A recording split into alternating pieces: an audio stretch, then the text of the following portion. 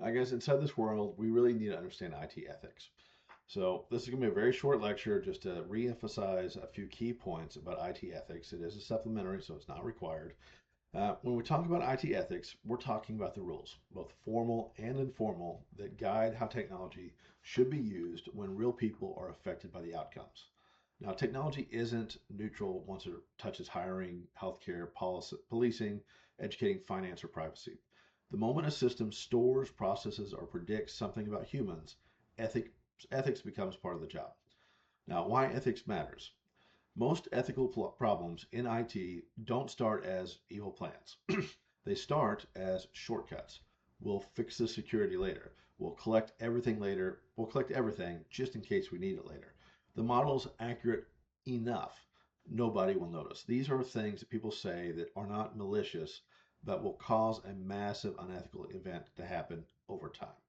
But those choices create real consequences, everything from identity theft, discrimination, surveillance, lost jobs, financial harm, and damaged trust. Ethical failures are also expensive. They lead to lawsuits, regulatory penalties, reputational collapses, and that loss of customers. So you have to ask yourself the core ethical questions. Whether you build or use technology, you should be asking who benefits and who is harmed. If a tool helps one group but consistently disadvantages another, that's an ethics issue, even if it's working as designed. Who is accountable? If a system makes a bad decision, who owns the outcome? The developer, the company, the user, or the algorithm? In real life, you don't get to blame the tool. What data are we collecting, and how do we have the right to collect it? Just because data can be gathered doesn't mean it should be gathered. Ethical data collection focuses on necessity, consent, and transparency. And four, can a human understand and challenge the result? If a student is flagged as at risk, a customer is denied a loan, or an application is rejected, can they appeal? Can someone explain why? If they can't, that's an ethical issue. Now, there are some key ethical principles in IT that you'll see repeatedly is privacy, security, fairness, transparency, and integrity. People should have control over their own personal information. That's privacy. You have ethical obligation to protect data from misuse and breach. That's your security. Systems should not produce predictable bias against groups. That's fairness.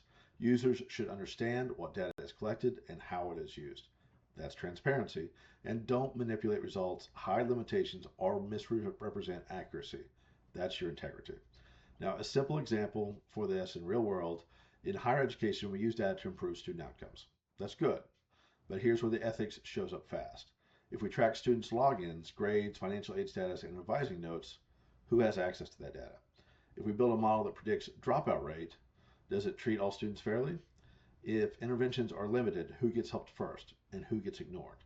If the model is wrong, what harm does that cause? It can do everything from unfair labeling, reduced opportunities, and stigma.